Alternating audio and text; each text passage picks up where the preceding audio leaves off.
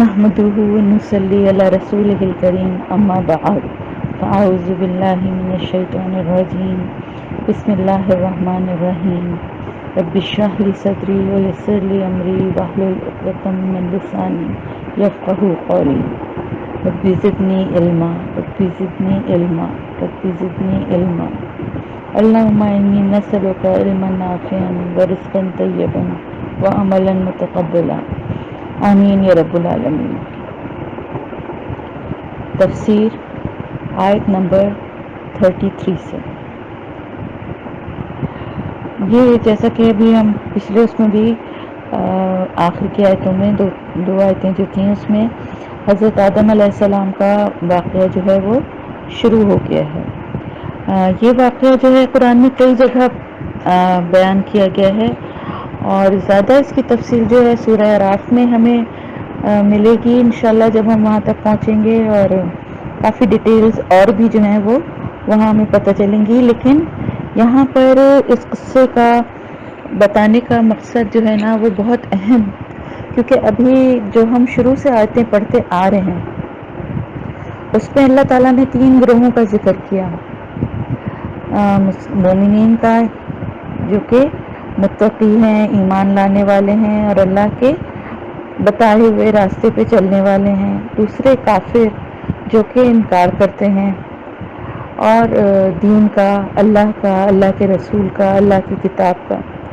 اور پھر تیسرا ایک گروہ منافقین کا جو کہ دل سے تو ایمان نہیں رکھتے لیکن بظاہر مسلمان بن کے مسلمانوں میں شامل ہو جاتے ہیں وقتی فائدے کے لیے یا اور کسی بھی وجہ سے، لیکن در حقیقت وہ ان کے دلوں میں نہ مسلمانوں سے کوئی ہمدردی ہے، نہ اللہ اور اس کے رسول کی کوئی محبت ہے، اور وقت پڑنے پہ وہ ہمیشہ نقصان پہنچاتے ہیں۔ تو یہ 3 گروہوں کا ذکر کرنے کے بعد اللہ تعالیٰ نے حضرت آدم علیہ السلام کا واقعہ یہاں پر جو بیان فرمایا ہے، تو اس میں ہمارے لیے بہت ساری نصیحتیں ہیں، اس میں ہمارے لیے بہت سارے سبق ہیں۔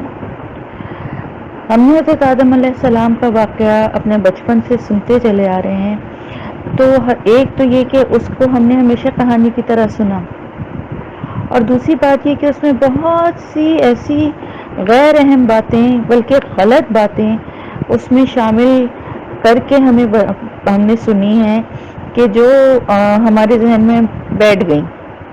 مثلاً یہ کہ شیطان نے حضرت حوا سے اپروچ کیا اور حضرت حوا نے حضرت آدم علیہ السلام کو بہکایا۔ مثلاً یہ کہ زمین پہ اللہ تعالیٰ نے حضرت آدم علیہ السلام کو بطور سزا بھیج دیا۔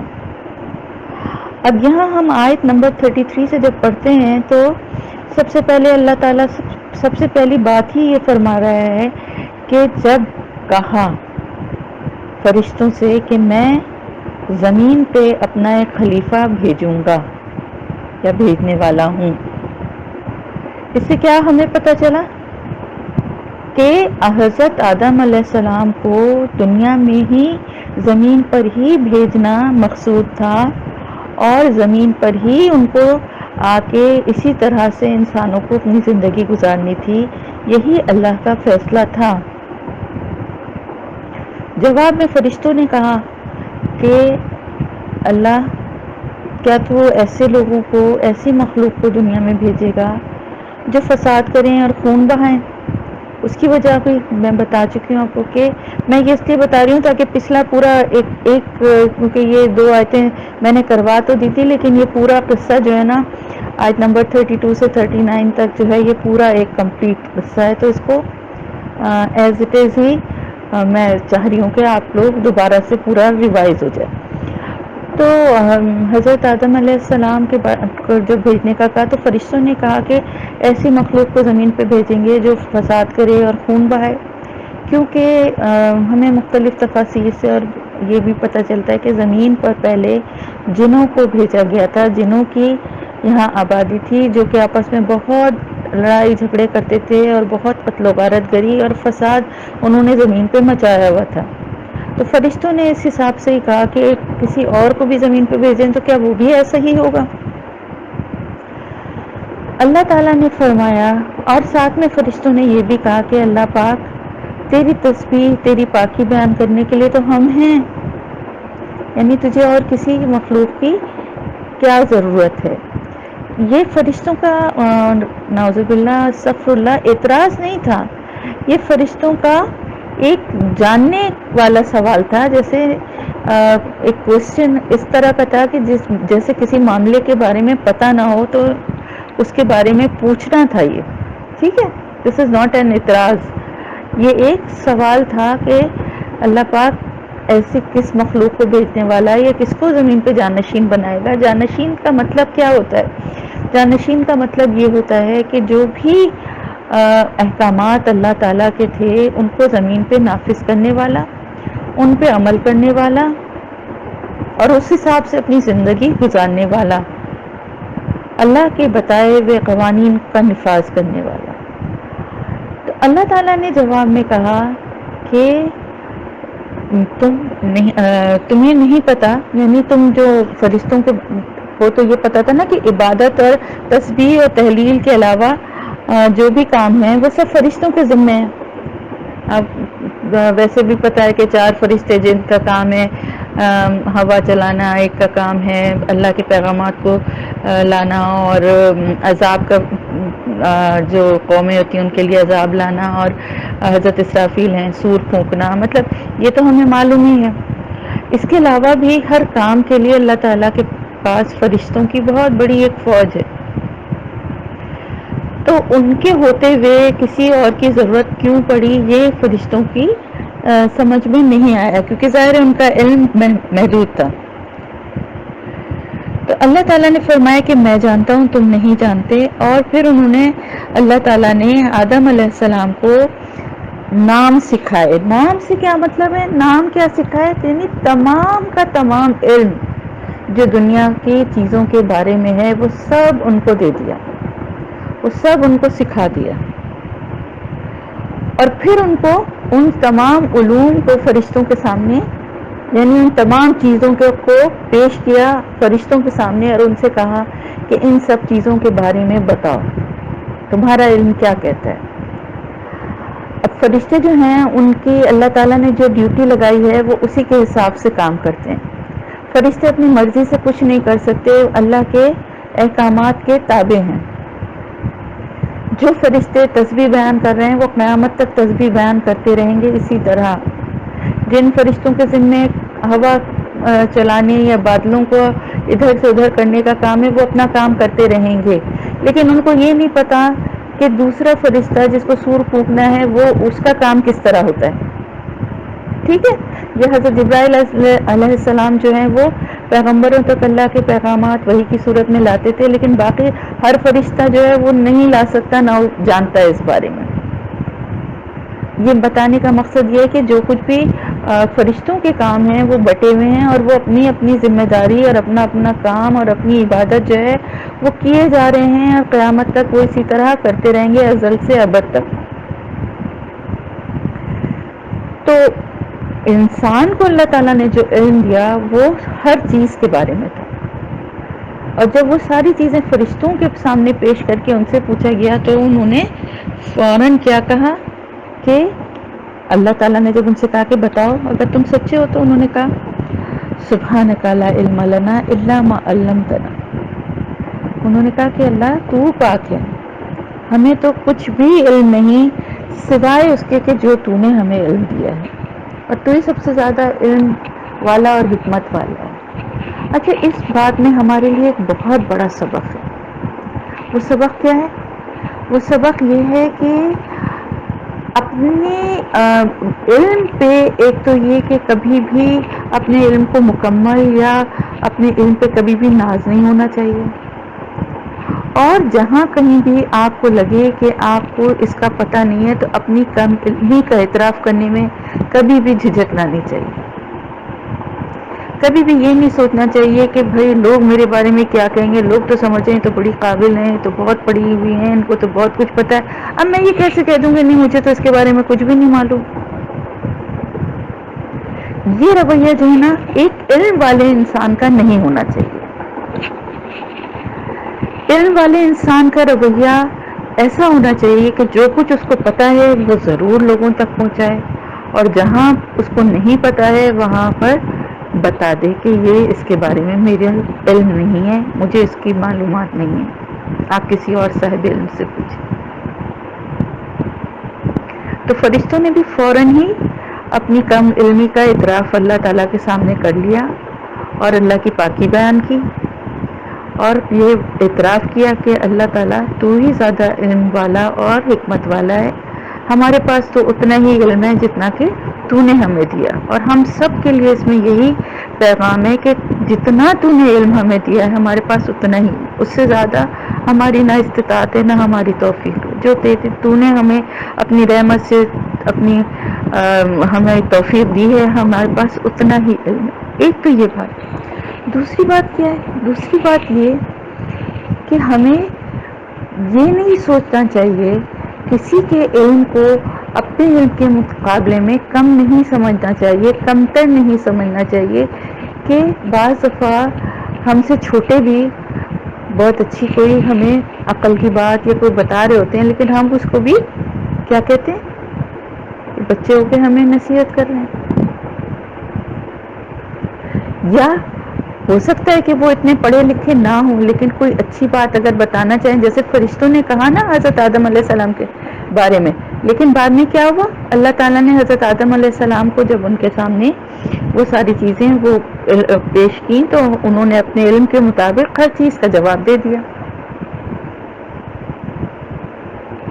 تو اللہ تعالیٰ نے ان کو سارے علم جب سکھا دیے تھے تو اللہ کی رحمت سے ہی جواب دیا نا انہوں نے۔ اسی طرح جب اللہ آپ کو کوئی علم دے تو اللہ کا شکر ادا کریں اور اس کو بتانے میں جھجکیں نہیں، اور جہاں نہ معلوم ہو اس میں اس کے اعتراف کرنے میں بھی نہ جھجکیں، اور اگر کوئی اور جو بظاہر آپ کو لگتا ہو، جیسے فرشتوں کو حضرت آدم علیہ السلام لگ رہے تھے نا کہ یہ تو ایک انسان اللہ نے جو بنایا ہے اس کے پاس تو کوئی علم نہیں ہے، لیکن وہ علم میں برتر تھے، حالانکہ انہوں نے فرشتوں کی طرح اتنی عبادت اور ریاضت نہیں کی تھی، لیکن اللہ نے ان کو علم کی دولت سے سرفراز کیا تھا۔ تو اسی طرح عقل اور حکمت جو ہے نا وہ اللہ کسی کو بھی دے سکتا ہے، اور اگر کوئی عقل اور حکمت کی بات کرے تو اس کو صرف یہ کہہ کے اگنور نہیں کرنا چاہیے کہ ہم تو صاحب علم ہیں، ان کے پاس کیا علم ہے۔ مثال میں نے یہی دی، جیسے ہمارے گھروں میں ہماری نانی دادی وغیرہ انہوں نے کوئی اسکولوں میں یا کوئی ایسی تعلیم حاصل نہیں کی، لیکن وہ ہمیں کتنی عقل و حکمت کی باتیں بتاتی تھی جو ہماری زندگیوں میں آج بھی ہم ان کی بعض باتوں کو کوٹ کرتے ہیں۔ یا جیسے عورتوں کے لیے کہا جائے کہ یہ ناقص العقل ہے، ان کی ہر بات کو بہت سے گھروں میں بہت سی فیملیز میں عورتوں کی بات سنی ہی نہیں جاتی، ان کی رائے کی کوئی اہمیت ہی نہیں ہوتی۔ تو ہمیشہ ہمارا رویہ کیا ہونا چاہیے؟ بات کو سننے والا، اور اگر وہ بات عقل و حکمت کی ہے، آپ کے دین سے متضاد نہیں ہے، آپ کے دل کو لگتی ہے، تو اس کو اپنانا چاہیے، اس کو اپریشیٹ کرنا چاہیے، صرف آؤٹ رائٹلی ریجیکٹ نہیں کر دینا چاہیے۔ فلانے جماعت یا فلانے گروہ سے تعلق ہونے کی بنا پر کسی بھی بات کو سننے سے انکار نہیں کرنا چاہیے۔ جتنے بھی لوگ دین کا کام کر رہے ہیں ان سب کی یکساں عزت کرنی چاہیے۔ جو لوگ لوگوں کے لیے اللہ کے نام اور اللہ کی تعلیم کو پھیلانے کے لیے اپنی زندگیاں وقف کر دیتے ہیں وہ ہم لوگوں سے لاکھ درجے بہتر ہیں۔ بہرحال وہ انسان ہیں، ان میں کمی اور خامیاں ہیں، ہو سکتا ہے بہت سی باتیں وہ ایسی ان کی ہوں جو آپ کو نہیں اچھی لگیں یا نہیں سمجھ میں آئے، تو آپ سے کون کہہ رہے کہ آپ ان کی شخصیت کی پیروی کریے یا ان کی بتائے ہر بات پہ آنکھ بند کر کے عمل کریے۔ آپ کے پاس اللہ کی کتاب موجود ہے، آپ کے پاس اللہ کے رسول صلی اللہ علیہ وسلم کا اسوہ موجود ہے، اس کے حساب سے اس کے مطابق آپ پڑھیے۔ اسی لیے کہتے ہیں دین کا علم حاصل کرنا چاہیے، دین کا علم حاصل کرنے سے ہی تو آپ صحیح اور غلط کو پرکھ سکتے ہیں۔ تو فرشتوں نے جیسے ہی دیکھا کہ حضرت آدم علیہ السلام کا علم جو ہے وہ ان کے علم سے زیادہ ہے، تو انہوں نے اعتراف کر لیا اپنی کم علمی کا۔ پھر اللہ تعالیٰ نے فرمایا کہ الم اقل لکم انی عالم غیب السماوات والارض وعالم ما تبدون وما کنتم تکتمون. اللہ تعالیٰ نے کیا فرمایا کہ میں جانتا ہوں جو کچھ بھی چھپا ہوا ہے آسمانوں میں اور زمین میں، اور میں یہ بھی جانتا ہوں جو تم ظاہر کرتے ہو اور جو تم چھپاتے ہو. تو فرشتوں سے یہ کیوں کہا؟ فرشتوں سے یہ اس لیے کہا کہ اللہ تعالیٰ جو ہے وہ دلوں کے بھید جانتا ہے. جو کچھ دل میں ہے نا وہ اس انسان یا اس فرشتے سے زیادہ بہتر اللہ کو پتہ ہے. فرشتوں کے دل میں ظاہر تو انہوں نے یہ کیا کہ اللہ پاک تو ایسی مخلوق کو بنا رہا ہے جو زمین میں جائے گی اور فساد کرے گی، لیکن دل میں انہوں نے کیا کہا کہ ہم نے اللہ کی عبادت کرنے کے لیے تو بہت ہیں، جتنی ہم اللہ کی پاکی اور وہ بیان کرتے ہیں تو کسی اور کی ضرورت کیوں ہے. ٹھیک ہے، تو جو ظاہر کرو تم اور جو تم چھپاؤ وہ سب اللہ جانتا ہے. اور یہ ہمارے لیے بھی ایک بہت بڑی اللہ کی اس آیت میں ہمارے لیے بہت بڑا اللہ کا خوف بھی ہے اور ہمارے لیے نصیحت بھی ہے کہ یہ سوچ کے ظاہری طور پہ کچھ کرنا اور اس کے بعد یہ سمجھنا کہ اللہ کو کچھ نہیں پتا اور ہم جیسے لوگوں کے سامنے پریٹنڈ کر رہے ہیں ویسے ہی شاید اللہ تعالیٰ بھی ہمارے بارے میں سمجھ رہا ہوگا. ایسی بات نہیں ہے. ہمارے دل کے چھپے ہر خیال، ایسی بات اور ایسے خیال جن کو ہم بعض دفعہ نظر انداز کر دیتے ہیں، جن کو بعض ہم جو چھپے ہوئے ہوتے ہیں ہم پہ خود بھی پوری طرح ظاہر نہیں ہوتے، دل کے یا دماغ کے کسی کونے میں ہوتے ہیں، اللہ ان کو بھی جانتا ہے. کیسے جانتا ہے؟ ایک تو اس لیے جانتا ہے کہ ہم اسی کی تخلیق ہیں. تو اپنے جس چیز کو خود بنایا ہے اس کے بارے میں ہر خامی خوبی ہر چیز کا علم اس کو ہوتا ہے جس نے اس کو بنایا ہے. مثال کے طور پہ کوئی ایک گاڑی بناتا ہے یا ایک موٹر سائیکل بناتا ہے یا کوئی ایک مشین بناتا ہے تو اس کو اس کے سارے نقصانات، اس کے سارے فائدے، اس کی ساری خرابیاں خامیاں کہ اس میں کیا کس چیز سے کیا ہو سکتا ہے، کتنے فائدے ہیں، کتنا پیٹرول کم ہوگا یا اس کا کتنے اسپیڈ پہ اس کا کیا اس پہ برا وہ ہو سکتا ہے، یہ ساری چیزیں، یا اس کے پرزے کیسے ہیں، اوریجنل ہیں یا نہیں ہیں، جس نے بنایا وہ تو سب جانتا ہے نا، یا ہم کیسا مٹیریل لگایا ہے یہ سب اس کو پتا ہے. تو ہم ایسے ہی اللہ تعالیٰ کے سامنے کھلی کتاب ہے اور ہماری ایک ایک بات کا علم اللہ کو ہے. اور دوسری بات یہ کہ اللہ تعالیٰ جو ہے نا وہ ہماری رگے جان سے، ہماری شہرت سے بھی زیادہ ہمارے قریب ہے. شہرت دیکھیں آپ کے جسم کا ایسی رگ اور ایسا پارٹ ہے جو پورے جسم سے خون سپلائی کرنے کے ساتھ ساتھ آپ کے پورے جسم سے کنیکٹڈ ہے. یہ صرف ایک مثال کے طور پہ بات کہی جا رہی ہے کہ اللہ کتنا قریب ہے. آپ کے شہرت آپ کے جسم کے اندر ہے، تو آپ اسی سے اندازہ ہم لگا سکتے ہیں کہ اللہ تعالیٰ ہمارے کتنے نزدیک ہے اور ہماری ایک ایک چیز پہ اس کی کیسی نظر ہے. کبھی ہم یہ سوچتے ہیں، کبھی ہمارے ذہن میں یہ خیال آتا ہے کہ اللہ ہمارے اتنے نزدیک ہے. صحابہ کرام کا یہ حال تھا کہ وہ خوف کے مارے جب یہ پتا چلا ان کو تو وہ اتنا ڈرتے تھے اور اتنا خوف کھاتے تھے کہ اللہ تعالیٰ جو ہے وہ ہر وقت ہمارے ساتھ ہے یا ہمیں دیکھ رہا ہے.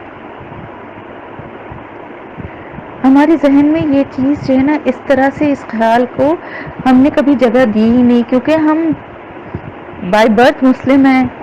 اسلام ہم نے پیدا ہوتے ہی گھر میں مسلمانوں کو دیکھا، کلمہ پڑھا، نماز پڑھی. کبھی نماز میں وہ خشوع و خضوع، وہ محبت، وہ جذبہ کہ اللہ کے سامنے کھڑے ہوئے ہیں، اللہ ہمیں دیکھ رہا ہے، ہم اللہ کو دیکھ رہے ہیں، یہ چیز ہم نے کبھی اس طرح فیل بچپن سے کبھی کی نہیں جس طرح کے کرنی چاہیے تھی.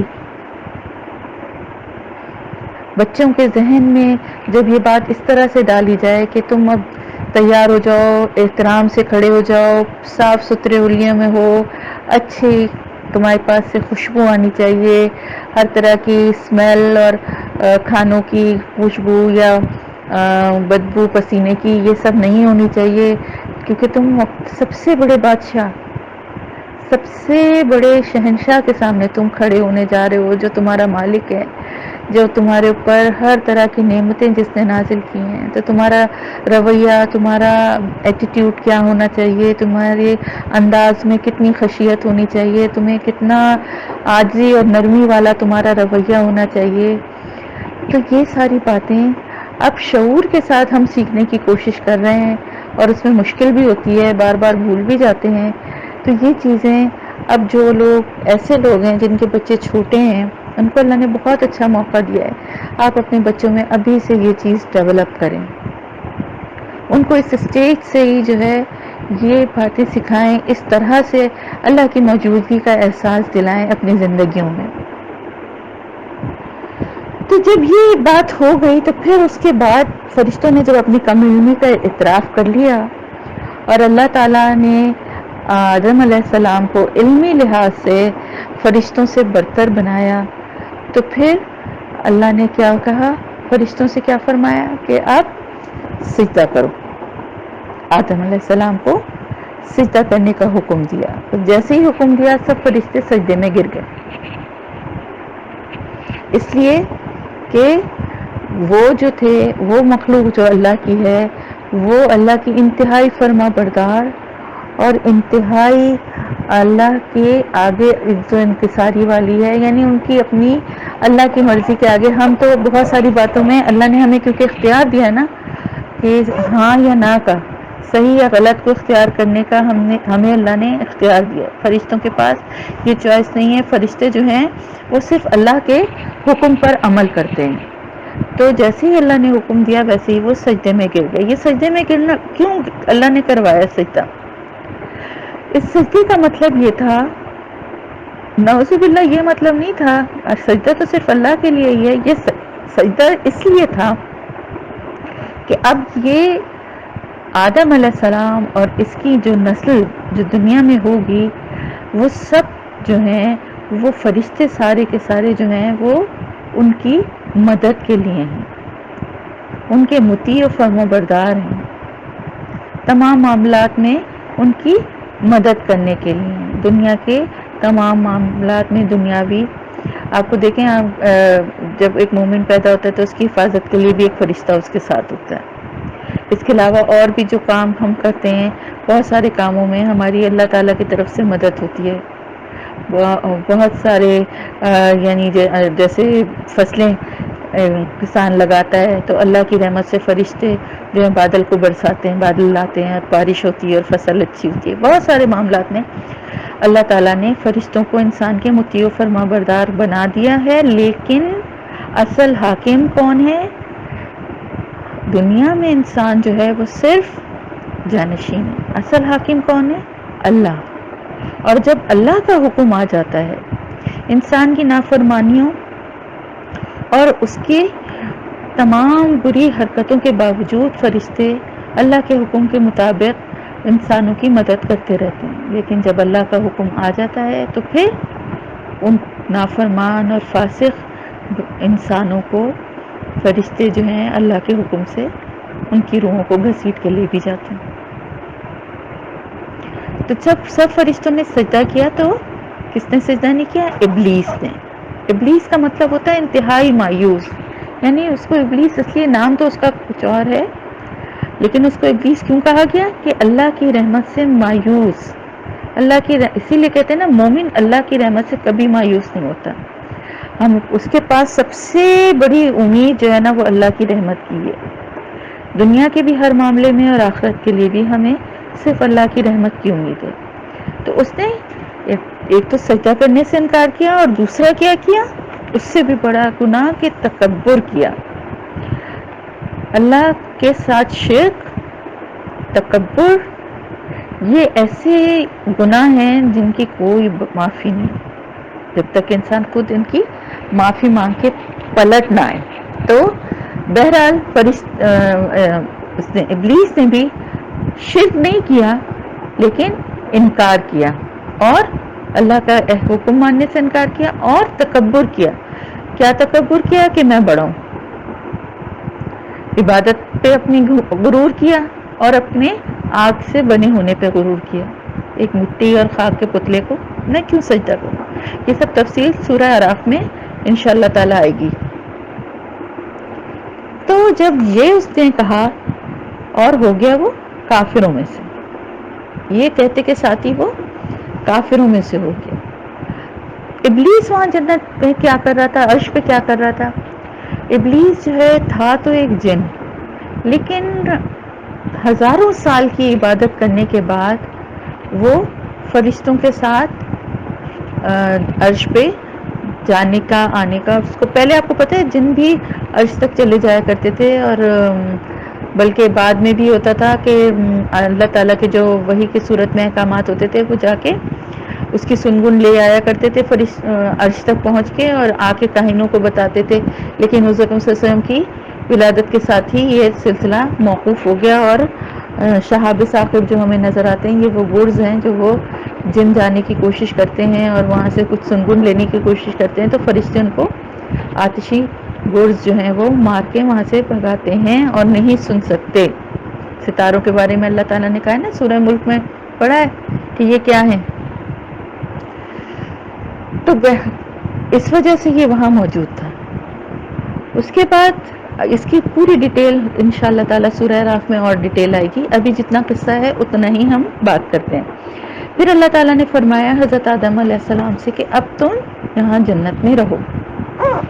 جنت میں رہنے کا جو اللہ تعالیٰ کا حکم تھا یہ ہمیشہ کے لیے نہیں تھا، جنت میں رہنے کا یہ حکم جو تھا یہ صرف ایک آزمائش اور ایک امتحان تھا حضرت آدم علیہ السلام کا۔ تو ان کو کہا گیا کہ تم اور تمہاری بیوی جنت میں رہو، اور یہاں پر جو کچھ نعمتیں ہیں ان کو کھاؤ جی بھر کے، جہاں سے دل چاہے کھاؤ اور انجوائے کرو، لیکن بس صرف ایک بات کہی کہ اس درخت کے قریب مت جانا ورنہ تم ظالموں میں سے ہو جاؤ۔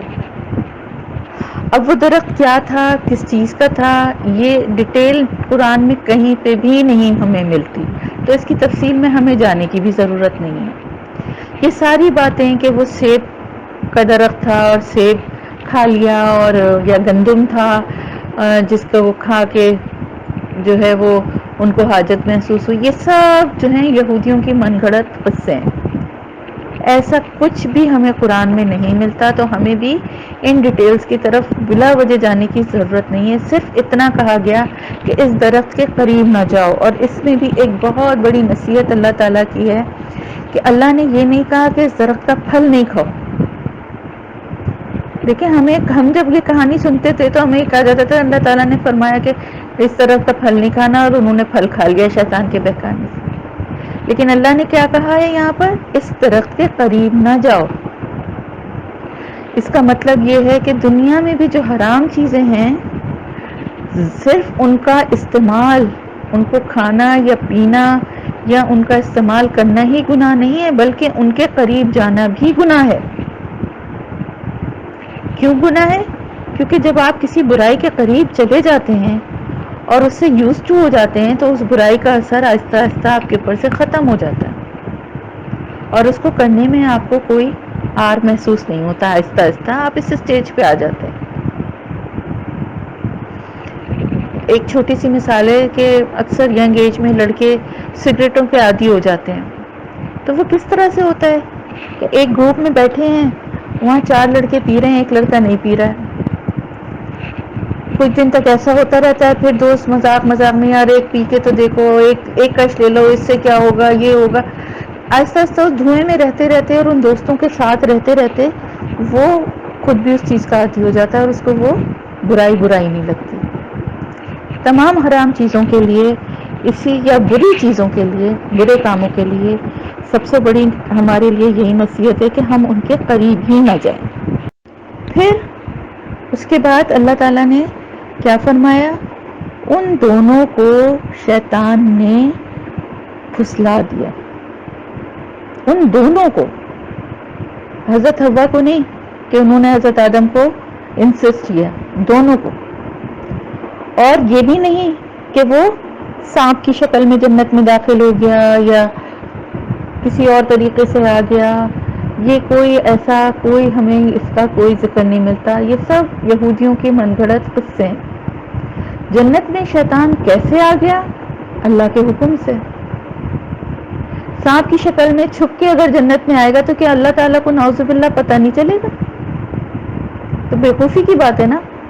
شیطان جنت میں کیوں آ گیا؟ اس کے بارے میں یہ کہنا کہ کیونکہ وہ تو پہلے بھی جنت میں آتا جاتا رہتا تھا اس لیے اس کو فرشتوں نے روکا نہیں، ایسا نہیں ہو سکتا۔ فرشتے اللہ کے حکم کے پابند ہیں، اور اللہ تعالیٰ کے حکم کے بغیر ایک پتہ بھی نہیں ہل سکتا، تو شیطان کیسے جا سکتا ہے جنت میں؟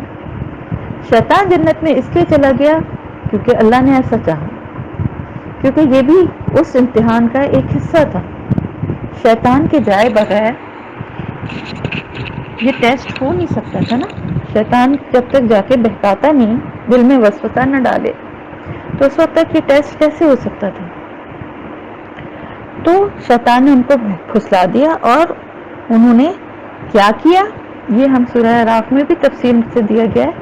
بہرحال جب ان بہکا دیا تو اللہ تعالیٰ نے ان دونوں سے کیا کہا؟ اتر جاؤ۔ اب اس سے ہمیں ایک اور بات بھی پتہ چلتی ہے کہ وہ لوگ جو کہتے ہیں کہ جنت بھی اس وقت زمین پر ہی کہیں موجود تھی اور جہنم بھی زمین کے پاتال میں یا ڈیپتھ میں کہیں موجود ہے، تو اہبطوا، اتر جاؤ کا مطلب کیا ہے؟ اوپر سے نیچے۔ تو جنت اوپر تھی، جہاں پر عرش پہ جہاں حضرت آدم علیہ السلام کو رکھا گیا تھا، وہاں جنت میں، وہاں سے اللہ تعالیٰ نے ان سے کہا کہ تم دونوں اتر جاؤ، اور تم میں سے بعض جو ہیں وہ بعض کے دشمن ہوں گے۔ بعض جو ہیں بعض کے دشمن ہوں گے، اس میں دو وہ آ جاتی ہیں رائے۔ ایک تو یہ کہ شیطان ظاہر انسانوں کا دشمن ہے، دوسری ہے کہ بعض انسان بھی انسان کے دشمن ہیں۔ دنیا میں ایسا بھی ہے، انسانوں کے مختلف گروہ، یا ویسے بھی انسان کا دشمن بن جاتا ہے۔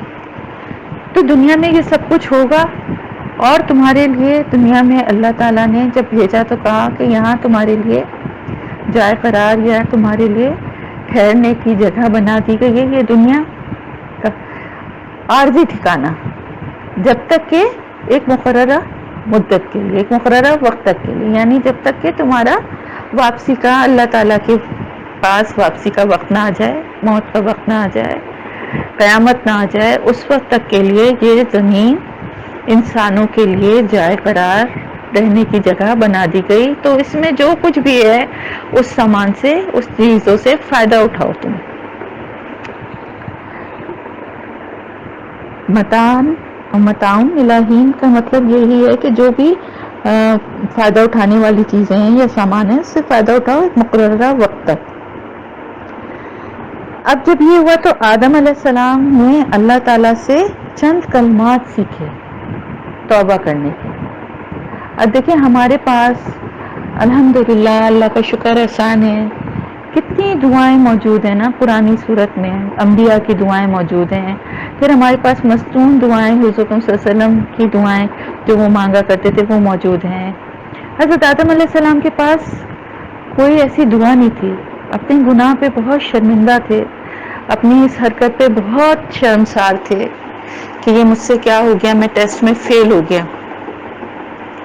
تو اللہ ہی نے اپنی رحمت سے ان کو چند کلمات سکھائے۔ کون سے کلمات سکھائے؟ یہ بھی سورہ اعراف میں ہے جو ہم نے دعا یاد کی تھی، ربنا ظلمنا انفسنا وان لم تغفر لنا وترحمنا لنکونن من الخاسرین۔ یہ دعا انہوں نے اللہ سے جب پڑھی اور مانگی تو اللہ تعالیٰ نے ان کو معاف کر دیا، فتاب علیہ، تو ان کو معاف کر لیا، ان کی توبہ قبول کر لی، اور بے شک وہ ہی توبہ قبول کرنے والا، نہایت رحم کرنے والا ہے۔ اب آپ دیکھیں اللہ نے توبہ قبول کر لی، جب توبہ قبول کر لی تو پھر سزا کس بات کی؟ پھر زمین پہ کیوں بھیجا؟ اگر یہ سزا ہے تو توبہ قبول کرنے کے بعد بھی سزا دے گا اللہ، نعوذ باللہ، اللہ تو بڑا رحیم و کریم ہے۔ اب ہمیں یہاں اللہ تعالیٰ کی اس پیاری آیت سے اتنا پیارا سبق ملا کہ کتنا بھی بڑا گناہ ہے، کچھ بھی غلطی ہو گئی ہے، فوراً اللہ کی طرف رجوع کرے اور توبہ کرے۔ اپنی کم حیثیتی کا، اپنی کم علمی کا، اپنی کوتاہی کا، اپنی غلطی کا اعتراف کرے. ربنا ظلمنا انفسنا، ہم نے اپنی جانوں پہ ظلم کیا، ہم ہی گناہ گار ہیں، ہم ہی غلط ہیں. اعتراف کرے. لنکونن من الخاسرین، البتہ اگر تو نہیں ہو تو ہم تو خسارہ پانے والوں میں سے ہو جائیں، نقصان اٹھانے والوں میں سے ہو جائیں. وَإِن لَمْ تَغْفِرْ لَنَا وَتَرْحَمْنَا، اگر تو ہمیں نہ بخشے، نہ معاف کرے اور ہم پہ رحم نہ فرمائے تو ہم خسارہ پانے والوں میں سے ہو جائیں گے. یہی ایٹیٹیوڈ، یہی رویہ ہونا چاہیے ہمارا. ہر غلطی، ہر گناہ کے بعد ڈٹائی اور اس کے لیے وضاحتیں دینا اور اس کو صحیح ثابت کرنا، یہ ایک مسلمان کا رویہ نہیں ہونا چاہیے. فوراً اعتراف اپنی غلطی کا کرنا، فوراً اپنے گناہ پہ شرمساری، یہ ایک مسلمان کا رویہ ہونا چاہیے. جواز نہیں دینے چاہیے. میں اس لیے یہ کر رہی ہوں، مجبوری ہے، کیا کروں، آج کل دنیا کے ساتھ چلنے کے لیے ایسا کرنا ہی پڑتا ہے. یہ تو ہم اس لیے کر رہے ہیں کہ ایسا ہی ہوتا ہے. یہ سب جو جواز ہے نا، یہ سب کے سب دھرے رہ جائیں گے. ہماری عافیت، ہماری پناہ کیا ہے؟ اللہ کی رحمت میں. بس اپنے آپ کو سرنڈر کرنا اللہ کے سامنے، اپنے کم علمی کا اعتراف کرنا اور اپنے آپ کو غلط سمجھتے ہوئے اپنی غلطی کی معافی مانگنا اور اس کی بڑائی کو مانتے ہوئے اس کی بڑائی کی پاکیزگی بیان کرنا، اس کی حمد و ثنا کرنا، اس کو پیار سے، اس کو محبت سے، اس کی خوشامد کرنا. تو بڑا رحیم و کریم ہے اللہ، تو بڑا بہت قدرت والا ہے. اللہ پاک ہمیں معاف فرما دے، ہمارے گناہوں کو معاف فرما دے. ہم بڑے گناہ گار ہیں، اللہ پاک ہماری غلطیوں کو معاف فرما دے. ہماری کوئی اوقات نہیں ہے، اللہ اپنی رحمت سے معاف فرما دے. تو جب یہ معافی مانگتا ہے انسان تو اللہ پاک اس کو معاف کر دیتا ہے اور بالکل اس کے کوئی سزا اس کو نہیں دیتا اپنی رحمت سے. وہ تو ویسے بھی نہیں دیتا سزا، وہ تو ویسے بھی انتظار کرتا ہے ہمارے پلٹنے کا، ہماری توبہ کرنے کا. اگر ہر عمل پہ، ہر ہماری غلطی پہ اسی وقت فوری سزا دینے لگے تو ہمارا کیا حشر ہو. ہم تو کچھ دنیا میں سروائیو کر ہی نہیں سکتے. دن رات غلطیاں کرتے ہیں، اٹھتے بیٹھتے غلطیاں، گناہ کرتے ہیں. تو اللہ تو درگزر فرماتا ہے اپنی رحمت سے. اس وقت ہمیں موقع دیتا ہے کہ ہم توبہ کر لیں اور پھر کوئی سزا نہیں ہے. بہت پیارا ہے ہمارا اللہ، بہت محبت کرتا ہے، 70 ماؤں سے زیادہ محبت کرتا ہے. ہمیں بنایا ہے اس نے، ہماری کمیوں کو، خامیوں کو، کوتاہیوں کو جاننے والا ہے. سمجھتا ہے ہماری مجبوری، کمزوری کہ اس نے بنایا ہے. وہ جانتا ہے انسان کیسا ہے، وہ عجلت پسند ہے، وہ جاہل ہے، وہ کم ہمت ہے، وہ جلدی بہکانے میں آنے والا ہے. یہ سب وہ سمجھتا ہے اور ہمیں معاف کر دیتا ہے. تو یہ سمجھنا کہ حضرت آدم علیہ السلام کو ان کی غلطی کی سزا کے طور پہ زمین پہ بھیج دیا گیا، یہ بالکل غلط اور بالکل جاہلانہ بات ہے. جو بھی اللہ کی رحمت پہ یقین رکھتا ہے، جو بھی اپنے اللہ کو جانتا ہے، وہ یہ بات کبھی نہیں سوچ سکتا کہ معافی مانگنے کے بعد اور معاف کر دینے کے بعد اللہ بطور سزا بھیجے گا. پہلی آیت سے ہی اللہ نے فرمایا کہ میں زمین پہ ایک جانشین بھیجنے والا ہوں. تو زمین پہ تو حضرت آدم علیہ السلام کو آنا ہی تھا. یہ سزا نہیں ہے، یہ ایک امتحان ہے. ان کا بھی تھا اور ہم سب کا بھی ہے. یہ زندگی جو ہے نا، یہ ایک ٹیسٹ ہے ہمارا. اس ٹیسٹ سے گزرے بغیر ہم اللہ کے پاس نہیں جا سکتے. اور اس ٹیسٹ کے لیے اللہ پاک نے طریقے اس کو پاس کرنے کے بتا دیے ہیں. پہلی شروع کی آیتوں میں ہی بتا دیے ہیں کہ کیا طریقے ہیں اس کو پاس کرنے کے. اور پھر بھی اگر کہیں کوتاہی کمی ہوتی ہے تو اللہ اپنی رحمت سے ہمیں ہماری توبہ کو قبول فرما لیتا ہے. پھر اللہ نے یہ فرمایا کہ تم سب اتر جاؤ. سب کے سب کون؟ ہم سب جتنے نسل آدم ہے وہ سب زمین پہ اتر جاؤ. اور جب بس یہ یاد رکھو کہ جب میری طرف سے تمہیں کوئی ہدایت پہنچے تو تم اس کی پیروی کرو، صرف میری ہدایت کی۔ یعنی ہدایت پہنچے کیا مطلب؟ یعنی پیغمبروں کی صورت میں اللہ تعالیٰ اپنے پیغامات، اپنے احکامات، اپنی ہدایت بندوں تک پہنچاتا ہے، تو بس اس پر عمل کرو۔ تمہیں دنیا میں اس لیے بھیجا ہے کہ دنیا میں فائدہ اٹھاؤ، کھاؤ پیو، اپنی زندگی اچھے سے گزارو، خوش رہو، اپنے بچوں سے فائدہ اٹھاؤ، ان کی خوشیاں دیکھو، اپنے گھر میں اپنے شوہر، ماں باپ، بہن بھائی، رشتوں کی محبتوں سے فائدہ اٹھاؤ۔ سب کچھ تمہارے لیے دنیا میں بنایا ہے، صرف یہ یاد رکھو کہ جو بھی ہدایت میری طرف سے آئے اس پہ عمل کرو، اس پہ چلو۔ اگر ایسا کرو گے تم تو پھر نہ تو کوئی خوف ہوگا تمہارے لیے اور نہ تم غمگین ہوگے۔ یہی دو چیزیں ہیں نا انسان کی جو اس کو پریشان کرتی ہیں، خوف اور غم۔ تو یہ دونوں چیزیں نہیں ہوں گی۔ لیکن کیا دنیا میں ایسا ہوتا ہے؟ اللہ کی راہ پہ چلنے والوں کو کیا کوئی غم یا کوئی پریشانی نہیں ہوتی، کوئی خوف نہیں ہوتا؟ ایسا نظر تو نہیں آتا نا۔ پھر کیا مطلب ہے اس کا؟ اس کا مطلب ہے کہ جب تم یہ کرو گے، میرے بتائے ہوئے میرے ہدایت پہ چلنے والے بنو گے، تو تم انشاءاللہ تعالی جنت میں چلے جاؤ گے، اور یہ عارضی زندگی کا ٹیسٹ پاس کر کے انشاءاللہ تمہیں رزلٹ کے طور پہ جنت الفردوس میں جگہ دی جائے گی، جہاں پر خوف اور غم نام کی کوئی چیز تمہیں نہیں ملے گی۔ سمجھ میں آئی بات؟ یہ ضروری نہیں ہے کہ ہم اللہ کے بتائے ہوئے راستے پہ چلنے والے بن جائیں تو ہمیں کسی قسم کی کوئی پریشانی، کوئی تکلیف، کوئی بیماری ہمیں چھوئے ہی نہ، ہمارے پاس ہی نہ آئے۔ حضور صلی اللہ علیہ وسلم کی زندگی دیکھیے، صحابہ اکرام کی زندگی دیکھیے، ان کی تکلیفیں، مشکلات دیکھیے کہ اللہ کے لیے یہ کام کچھ مشکل تھا کہ فرشتوں کی ایک فوج بھیج کے اور حضور صلی اللہ علیہ وسلم کو سب کے سے منوا لیا جاتا کہ یہ پیغمبر ہیں۔ کیوں انہوں نے اتنی تکلیف اٹھائی؟ ایک عام انسان کی طرح لوگوں میں رہ کے، مشکلات اٹھا کے، پتھر کھا کے، تکلیفیں ہر طرح کی سہ کے، کیوں؟ اگر دنیا میں کوئی خوف اور غم نہیں ہونا ہے تو آپ صلی اللہ علیہ وسلم نے اپنی پیاری بیوی کا غم، اپنے بیٹے کا غم، اپنے بیٹیوں کا غم اس دنیا میں کیوں دیکھا؟ اس لیے کہ دنیا میں یہ غم، یہ خوف، یہ فکر، پریشانی، یہ تکلیف، یہ بیماری، یہ سب ہماری آزمائش کا حصہ ہیں، ہمارے اس ٹیسٹ کا حصہ ہیں جو دنیا میں آتے ہوئے ہمارے ہاتھ میں ٹیسٹ پیپر پکڑایا گیا ہے، اور اس کو سالو کر کے انشاءاللہ تعالی جب ہم جنت الفردوس میں جائیں گے کامیابی کے ساتھ اللہ کی رحمت سے، تو پھر وہاں پر انشاءاللہ نہ کوئی خوف ہوگا، نہ کوئی غم ہوگا، اور وہ سارے پیارے رشتے جو ہم نے دنیا میں کھو دیے ہیں، جن کی تکلیف ہمیں چین نہیں لینے دیتی، وہ بھی ہمیں وہاں مل جائیں گے انشاءاللہ اللہ کی رحمت سے۔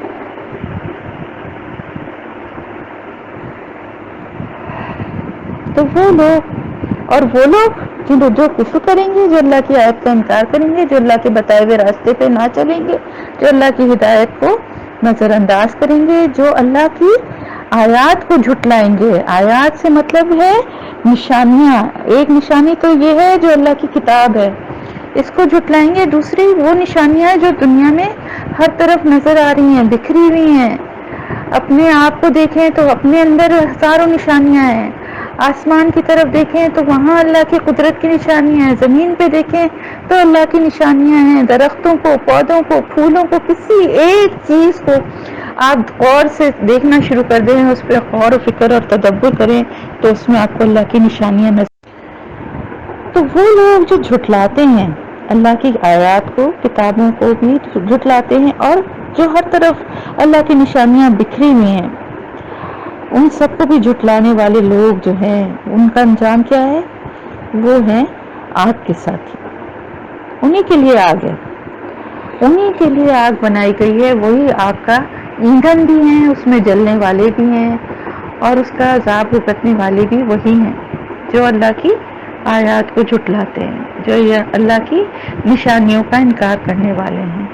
اور پھر سب سے بڑی بات یہ کہ وہ اس میں ہمیشہ رہنے والے ہیں۔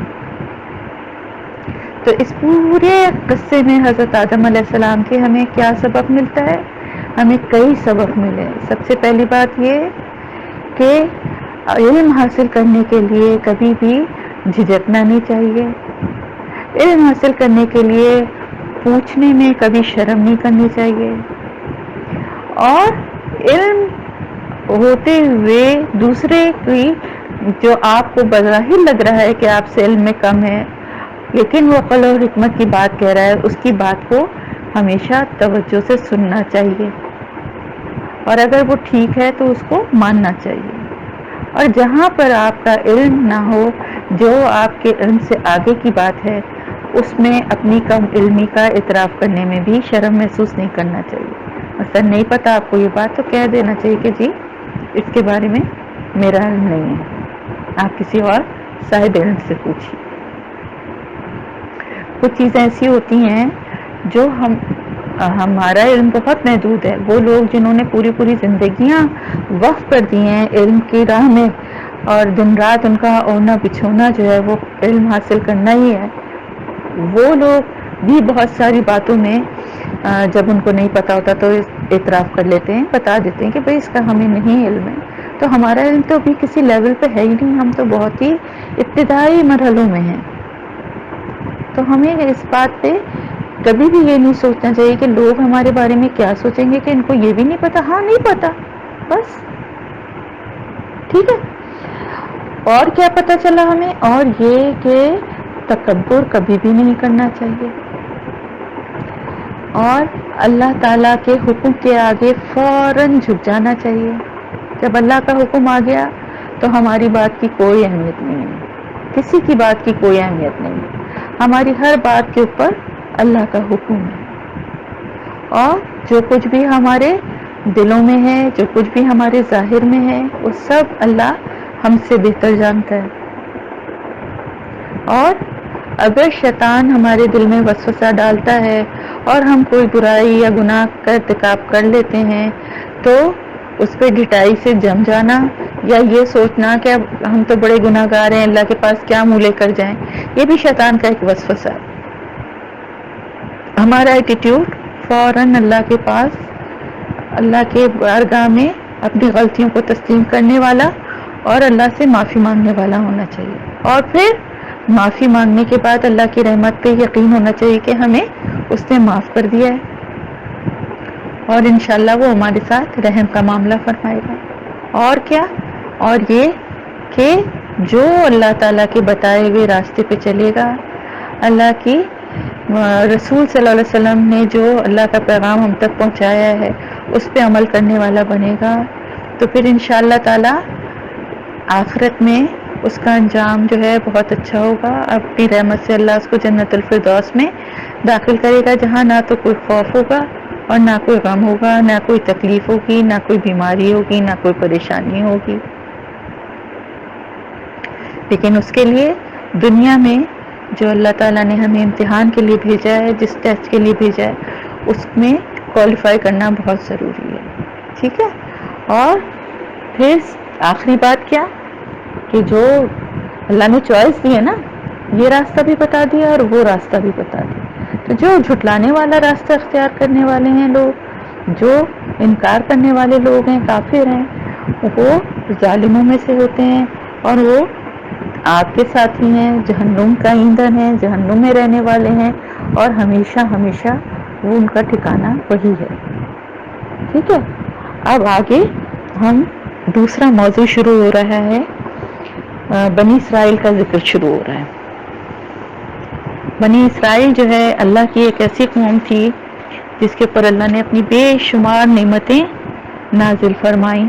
کون کون سی نعمتیں؟ ابھی ہم اس میں ہی سورہ بقرہ میں ہی ہم بہت ساری نعمتوں کا ذکر پڑھیں گے. تو یہاں پر اللہ تعالیٰ ان کو مخاطب کر کے کہہ رہا ہے کہ اے اسرائیل کے بیٹوں. اسرائیل کون ہے؟ اسرائیل حضرت یعقوب علیہ السلام کا لقب تھا. اسرائیل کا مطلب عبرانی زبان میں اسرائیلی لفظ ہے، اس کا مطلب ہے عبداللہ. اللہ کے پسندیدہ ناموں میں سے ہے عبداللہ. تو حضرت یعقوب علیہ السلام کا لقب تھا. اسرائیل کے بیٹوں، کیونکہ جتنی بھی یہ یہودی نسل ہے یہ سب حضرت یعقوب علیہ السلام کی نسل سے ہی ہے. اللہ تعالیٰ ان کو ان کے باپ کے نام سے مخاطب کر کے اس لیے کہہ رہا ہے، یہ ایک ایسا انداز تخاطب ہے جیسے کسی کو پوائنٹ آؤٹ کر کے خاص طور سے کلاس میں کسی کو کھڑا کر کے کہا جائے کہ اس کا نام لے کے اس کے باپ کے نام کے ساتھ، اور پھر اس کے بعد اس سے کہا جائے کہ دیکھو تمہارے ساتھ یہ کیا گیا، یہ کیا گیا، اور تم نے اس کا یہ نتیجہ دیا. بالکل وہی والا یہاں پر انداز ہے کہ یاد کرو تم میری نعمتیں. کون سی نعمتیں؟ بے شمار نعمتیں. منو سلوا کا پتہ ہوگا آپ کو، بادل ابر کر دیتے تھے، سایہ کر دیتے تھے ان کے اوپر جب یہ صحرائے سینا سے گزر رہے تھے. ان کے لیے 12 چشمے اللہ تعالیٰ نے کے حکم سے پھوٹے تھے. اور بھی بہت ساری نعمتیں بھی آگے ہم پڑھیں گے تو پتہ چلتا جائے گا. تو اللہ تعالیٰ ان کے لیے ان سے کہہ رہا ہے کہ تم یاد کرو میری نعمتیں جو میں نے تم پر نازل کی تھیں، اور پورا کرو میرے عہد کو. جو تم عہد اللہ تعالیٰ کے ساتھ ان کا کیا عہد تھا؟ وہی عہد جو ہمارا ایک تو عہد ہے اللہ سے کہ ہم اللہ کو ایک اللہ کو مانیں گے. اور پھر کیا عہد تھا کہ اس کے رسول جو کتابیں اور جو احکامات لے کر آئے ہیں ان پہ عمل کرنے والے بنیں گے. اور سب سے بڑا عہد کیا تھا کہ حضور اکرم صلی اللہ علیہ وسلم جن کی نبوت کی اور جن کی آمد کی پیشن گوئی ان کی کتابوں میں موجود تھی، جب وہ آئیں گے تو ان پر ایمان لائیں گے اور ان کا ساتھ دیں گے. یہ عہد تھا. تو تم اپنا عہد پورا کرو، میں اپنا عہد پورا کروں گا.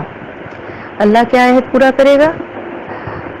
ایکچولی ہوا کیا کہ یہ ان کی کتابوں میں تو یہ بات موجود تھی حضور صلی اللہ علیہ وسلم کی آمد کے بارے میں، اور یہ آپ صلی اللہ علیہ وسلم کو دیکھتے ہی پہچان بھی گئے کیونکہ اہل کتاب تھے، اور جو آپ صلی اللہ علیہ وسلم کی نشانیاں ان کی کتابوں میں موجود تھیں وہ دیکھنے کے بعد ان کو پتہ چل گیا کہ یہ حضور صلی اللہ علیہ وسلم ہے. اور یہ ان کا انتظار کر رہے تھے.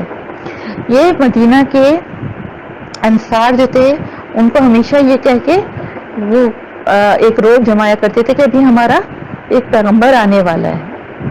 لیکن اللہ تعالیٰ کی کیا اس میں بہت بڑی حکمت تھی کہ وہ حضور صلی اللہ علیہ وسلم بنی اسرائیل کے بجائے حضرت اسماعیل علیہ السلام کی نسل سے پیدا ہوئے، اور ان کے ہاں عصبیت نسل پرستی عروج پر تھی اور آج بھی ہے.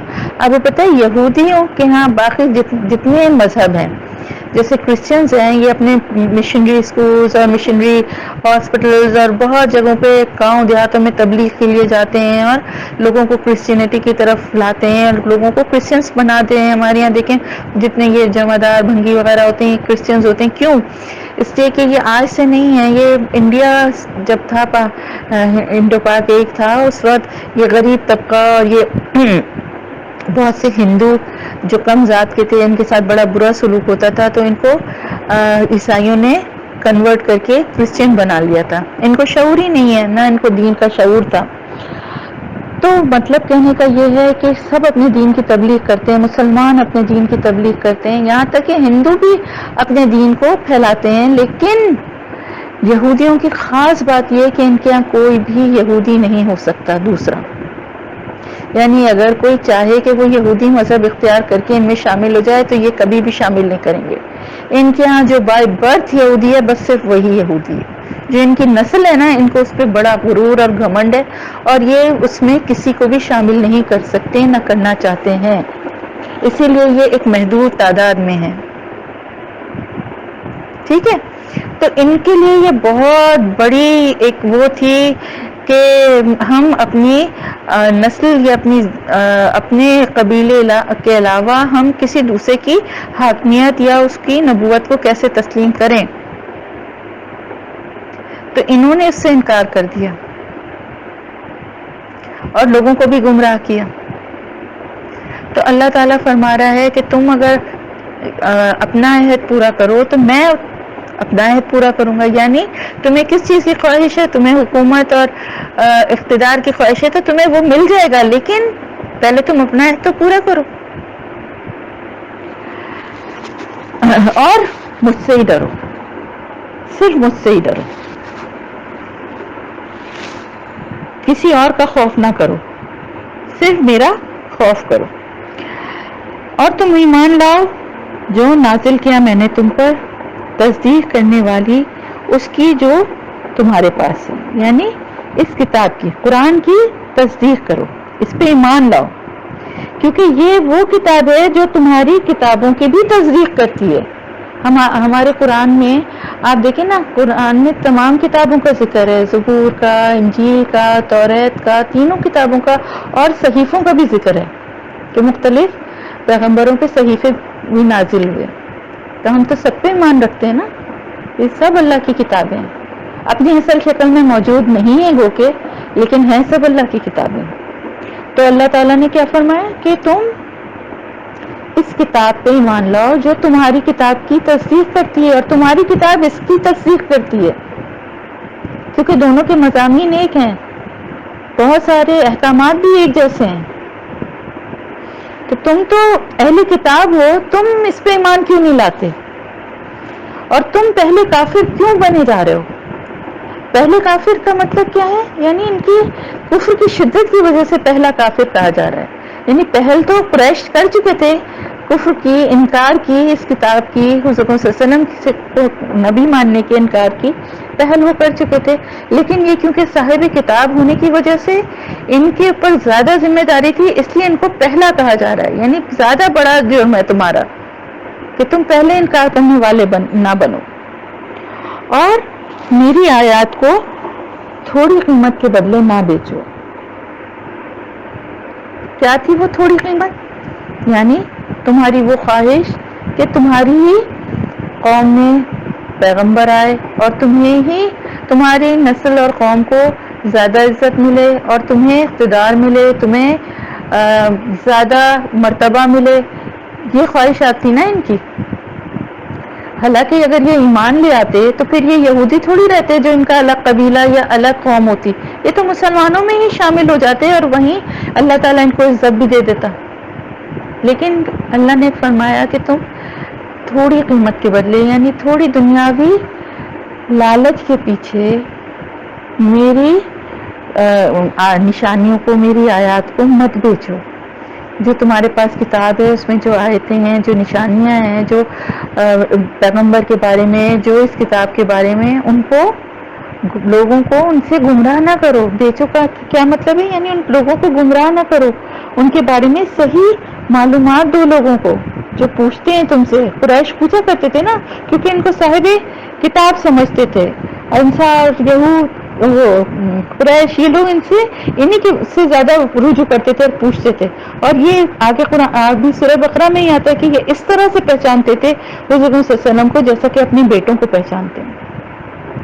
اتنا مطلب ان کو واضح اور کلیئر یقین اور پتہ تھا، لیکن یہ لوگوں کو گمراہ کرتے تھے، لوگوں کو حق بات نہیں بتاتے تھے. تو اللہ تعالیٰ فرما رہا ہے کہ تھوڑی سی دنیاوی قیمت کے پیچھے میری نشانیوں کو مت بیچو، اگر اور صرف مجھ سے ہی تم ڈرو. یعنی اور کسی کا خوف کھا کے، کس چیز کا خوف؟ کہ ہم سے یہ عزت چھن جائے گی، ہم سے یہ اقتدار چھن جائے گا، مرتبہ چھن جائے گا، یا یہ خوف نہ کھاؤ، اللہ کا خوف کھاؤ، اللہ سے ڈرو. اور حق کو باطل کے ساتھ نہ ملاؤ، اور نہ ہی، جبکہ تم جانتے ہو تو تم یہ جانتے ہوئے تو یہ اور بھی بڑا گناہ ہے. یعنی اگر قریش نے انکار کیا تھا، یا اور وہ لوگ جو ایمان نہیں لائے تھے، تو وہ تو چلو ان کو تو پتہ ہی نہیں تھا نا، ان کو تو معلوم ہی نہیں تھا. انہوں نے جو بھی غلط وہ کیا کہ ہمارے آباء و اجداد کا دین ایسا یہ نہیں کہتا، یا ہم نے آج تک ایسا نہیں کیا، ہم تو بتوں کی پوجا کرتے تھے، یا جو ہمارے رسم و رواج تھے تو ہم تو نہیں مانیں گے. یہ ہٹ دھرمی کی انہوں نے. ٹھیک ہے، یہ بھی غلط تھا، لیکن تم تو حق کو جانتے ہو نا، تم اس کو کیوں باطل کے ساتھ ملا رہے ہو؟ باطل کے ساتھ ملاتے یہ تھے کہ کچھ باتیں کہتے بھی تھے کہ ہاں ہیں تو شاید یہ، یعنی اس طرح کی بات کرتے تھے، لیکن یہ سب کے لیے نہیں ہے، سب کے پیغمبر نہیں ہے. مطلب یہ حق کو باطل کے ساتھ ملانا ہوا نا. اور اس وقت جبکہ کوئی حق کو جانتا بھی ہو تو یہ گناہ اور بھی زیادہ بڑا ہو جاتا ہے. تو یہود کے لیے اللہ تعالیٰ یہی فرما رہا ہے کہ کیونکہ تم اچھی طرح جانتے ہو، تمہارے پاس نشانیاں موجود، تمہارے پاس کتاب موجود، تو تمہارا پہلا فرض تھا کہ تم رسول کی تصدیق کرتے. تمہاری تصدیق کرنے سے دوسرے لوگوں کے لیے بھی آسان ہو جاتا. لیکن تم نے کیا کیا کہ تم نے لوگوں کو گمراہ کرنا شروع کر دیا، اور دنیاوی فائدے کے لیے اپنے حسب نسب غرور کی وجہ سے تم نے جانتے بوجھتے پیغمبر کو پہچانتے ہوئے، اللہ کی کتاب کو پہچانتے ہوئے اس کا انکار کیا. تو تم حق کو باطل کے ساتھ ملانے والے نہ بنو، کیونکہ تم سب کچھ جانتے ہو. تو بس یہاں تک اب تفسیر ہے. انشاءاللہ تعالی آگے جو ہے وہ نیکسٹ اس پہ ہم کریں گے. اور ابھی میں آپ لوگوں کو یہ بھی بتانا چاہ رہی ہوں کہ نیکسٹ جو آپ کا لیسن ہے وہ میں نہیں اگلے ہفتے آپ لوگوں کے ساتھ شیئر کروں گی، اس لیے کہ بقرعید آنے والی ہے تو آپ لوگوں کو تھوڑی سی چھٹیوں کی بھی ضرورت ہوگی. اس میں آپ لوگ اتنا پڑھنے کے موڈ میں ہوں گے نہیں تو سارے سبھی اپنے اپنے گھروں میں مصروف ہوں گے. تو اس وقت میں یہ کر رہی ہوں، آپ کی چھٹی آپ کو دے رہی ہوں میں.